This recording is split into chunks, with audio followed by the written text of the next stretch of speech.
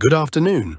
You are on Ruslan Belov's channel. We continue to analyze the situation on the front lines daily. Before we begin, I would like to sincerely ask you to subscribe to the channel. Your subscription helps the channel grow. Thank you to everyone who has already subscribed. So let's start with the Kharkiv region and then move south. Kharkiv region. The main news here comes from the right bank of the Oskil River and from two areas at once.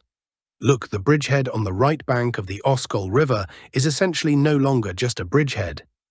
It has become a full-fledged section of the front. Why? Well, remember the bridgehead that the Ukrainian armed forces had in Krinky. Let's even take a look at that area. It's in the Kherson region, where Krinky is located. This is the left bank, again in the Kherson region. They landed there in October 2023 and held the bridgehead for 8 months. Do you know how big it was? Just over 10 square kilometers at its peak. Now do you know the size of the Russian army's bridgehead on the right bank of the Oskil River? Take a look. This entire area covers 96 square kilometers. That's the current size, plus in the north, near the village of Topoli, which Russian forces have also taken under control, there's an additional 13 square kilometers. So the total area is already over 100 square kilometers. And friends, this is no longer a bridgehead. This is a full-fledged Oskil front. Moreover, it's constantly expanding. The main news recently was the advance of the Russian army in the southern part of this front, specifically here. Look, this is the village of Golubovka. There have been reports from various sources that the Russian army has completely pushed the Ukrainian armed forces out of the village and taken control of it. Well, this is somewhat exaggerated, but what is certain is that Russian troops have indeed entered the village. They've entered Golubovka, that's a fact. And why is this event important? First, look, the front on the right bank of the Oskil River continues to expand. With the entry into Golubovka, the front line has now exceeded 20 kilometers in length. But what's even more important is this. Look where Golubovka is, and look where the city of Kupiansk is. Just 900 meters away. Again, the village of Golubovka and the city of Kupiansk are only 900 meters apart. You understand that for a front line, this is practically no distance at all. It's within the range of small arms fire. What's even more important is that Russian troops from this village are now essentially on the approaches to the right bank of Kupiansk. That is, the right bank, which is significantly higher than the left bank. Anyone who has been to the city understands what I'm talking about. If Russian troops enter Kupiansk, I mean the right bank part from the direction of Golubovka, the positions of the Ukrainian armed forces on the left bank will become easy targets. They won't be able to hold the left bank part of Kupiansk, no matter how hard they try, because they'll simply be bombarded with everything from artillery to mortars. In general, as I've already told you, the Ukrainian armed forces couldn't do anything about the bridgehead on the right bank. But now everything is moving toward its logical conclusion. The upcoming battle for the city of Kupiansk, which was previously under Russian control, but was abandoned in the fall of 2022. We continue to look at the map of hostilities. Not only in the Kharkiv region are successes being recorded. After a long period of relative inactivity, the Siversk direction has also started to stir. Belogorovka, after 2 years of fighting, has come under Russian control. You might ask me, why did the Ukrainian armed forces hold their positions here for so long?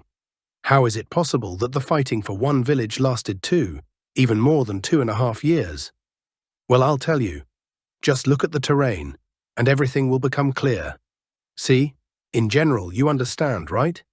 The village itself is in a lowland, while all around are heights, chalk quarries, and so on. And all these heights you see are fortified with concrete structures, strongpoints, bunkers, and all of this was under the control of the Ukrainian armed forces. That's why it took so long.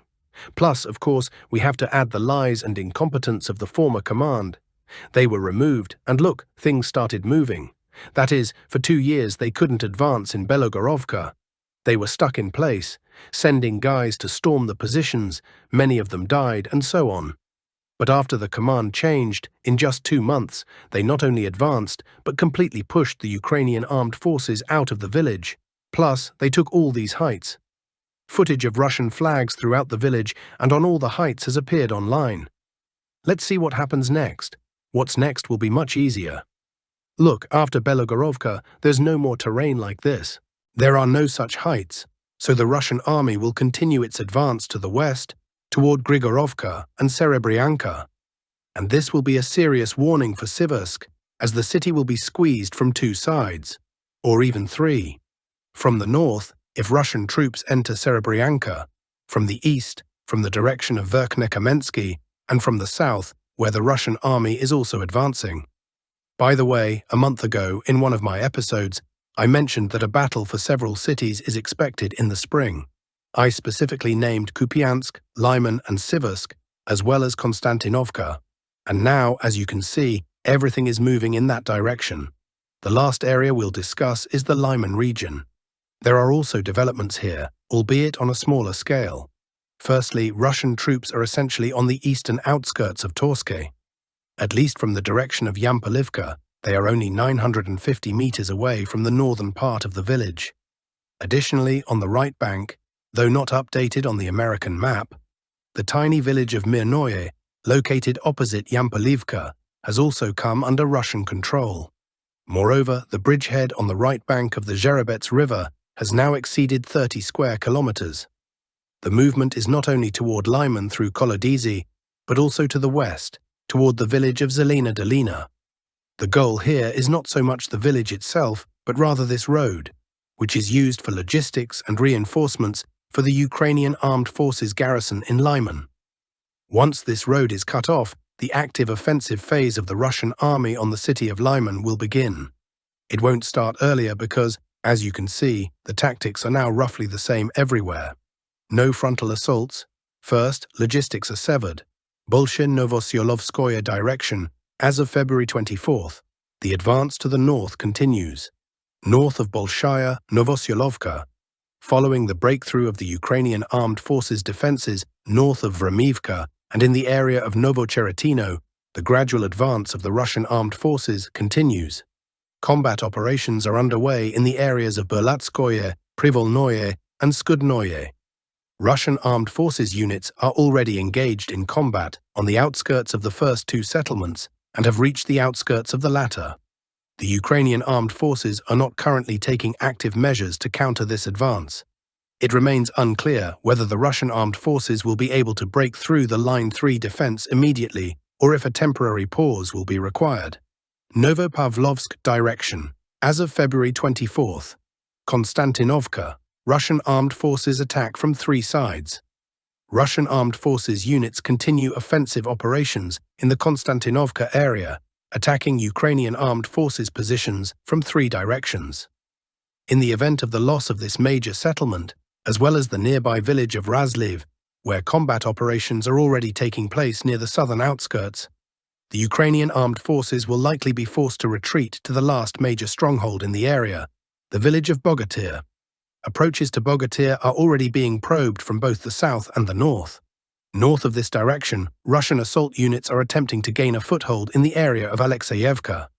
If this maneuver is successful, it could create a difficult operational situation for the Ukrainian armed forces, not only in the Bogatyr area, but also to the north. Pokrovskaya Arc, as of February 24th. The lull continues. At the moment, this section of the front remains an area where both significant opportunities and serious risks are concentrated for both sides. The Russian armed forces and the Ukrainian armed forces have concentrated large forces here, with each side attempting to force the other to make a mistake. The potential cost of a mistake is extremely high, so neither side is in a hurry to take active action. This is especially true for the Russian armed forces, as time is currently on their side. While the Ukrainian armed forces maintain a strike group here, Russian units are striking and exerting pressure on other sections of the front. However, sooner or later, the situation here may change, and it is likely to happen sooner rather than later. Mirnogradsko-Toretskoye direction as of February 24th. Situation. In this area, according to enemy data, Russian armed forces units are conducting a large-scale regrouping of forces. After the completion of these measures, a resumption of the offensive in the area between the Pokrovskaya and Toretskaya agglomerations is expected, as well as an advance north of Toretsk. Chasiv Yar direction as of February 24th. Stupochki.